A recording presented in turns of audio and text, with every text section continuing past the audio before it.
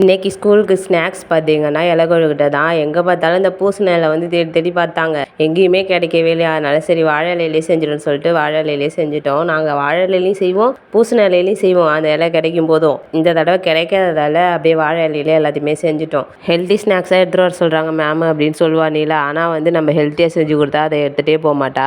Cream பிஸ்கட்லாம் எடுத்துகிட்டு வரக்கூடாதுன்னு சொல்லிட்டாங்க, அதெல்லாம் சாப்பிடக்கூடாதுன்னு சொல்லிட்டாங்கன்னு சொல்லிட்டு ஸ்கூலுக்கு எடுத்துகிட்டு போக மாட்டா. அதனால அவளுக்கு கொழுக்கட்டைக்கு பதில் இந்த சிகப்பு உள்ள அம்மா கொடுத்துக்கிட்டு இருந்தாங்க.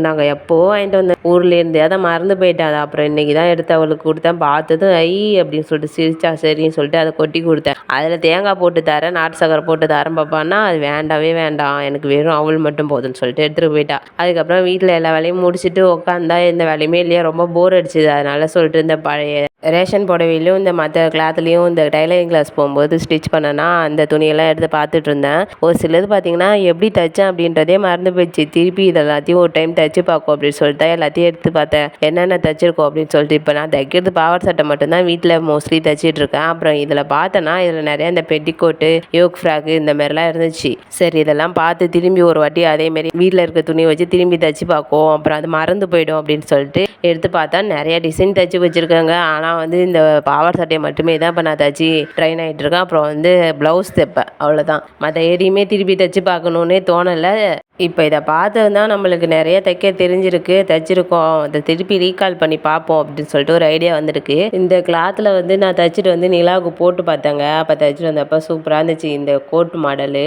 அவளுக்கு ரொம்பவே பிடிச்சிருந்துச்சு. எனக்கும் இந்த துணி பார்த்தீங்கன்னா இந்த கலர் ரொம்பவே நல்லா இருந்துச்சு. அப்புறம் இதுலேயே தான் இந்த யூனிஃபார்ம் ஸ்கர்ட்டும் தைச்சி கற்றுக்கிட்டேன். இப்போ இதுலேயே நிறையா தைச்சி வச்சது வந்து நல்லாயிருக்கும் போட்டுக்கிறதுக்கு. ஆனால் உள்ள லைனிங் கொடுக்காதால அவளுக்கு போடாமல் வச்சுருக்கேன். சரி ஒரு ஞாபகமாகவும் இருக்கட்டும், நம்ம தைச்சோம் ஃபஸ்ட் டைம் தைச்சது அப்படின்னு சொல்லிட்டு ஞாபகமாக இருக்கட்டும் சொல்லிட்டு தான் எதுவுமே போடாமலே அப்படியே நானும் வச்சுருக்கேன். டைலரிங் கிளாஸ் கற்றுக்க போகிறதுக்கு முன்னாடி பார்த்தீங்கன்னா அந்த யூடியூப்லாம் பார்க்கும்போது சில வீடியோஸ்லாம் இதெல்லாம் பார்த்துட்டு நம்ம டைலரிங் கற்றுக்கிட்டு இதேமாரியே தைச்சி பார்க்கணும் அப்படின்னு நிறைய ஆர்வம் இருந்துச்சு. நிறைய வீடியோஸும் சேவ் பண்ணி வச்சுருப்பேன். இப்போ டைலரிங் கற்றுக்கிட்டுமே இப்போ வந்து பாவாடை சட்டையை மட்டுமே தான் உட்காந்து தைச்சிட்டு உட்காந்துருக்கேன். மற்ற எதுவுமே ட்ரை பண்ணவே இல்லை. அதேமாரியே தான் ஆரி ஒர்க்குமே சுத்தமாக போடுறதே கிடையாது. ஆரி ஒர்க்கு இப்போ ஏதாவது பசங்களுக்காவது போட்டு பார்க்கும் அப்படின்னு தோணுது, உட்காந்து போடுறதுக்கே டைம் இருக்க மாட்டேங்குது, ஞாபகமும் இருக்க மாட்டேங்குது. இப்போ வாங்கிட்டு வந்து வச்சுருக்க அந்த ஆரி ஒர்க்கு ஸ்டாண்டு அதுக்கான பொருள் எல்லாமே அப்படியே ஒரு ஓரமாக தூங்கிட்டு தான் இருக்குது. இப்போ டைலரிங் மட்டும் தான் கொஞ்சம் கொஞ்சம் ஏதாவது தைச்சிட்டு இருக்கேன். ஆரி ஒர்க்கு சுத்தமாக தொடர்றதே கிடையாது. இதேமாரியே உட்காந்து அப்புறம் எல்லாமே மறந்து போயிடுமே அப்படின்னு சொல்லிட்டு தான் இப்போ கொஞ்சம் கொஞ்சமாக டைலரிங்கை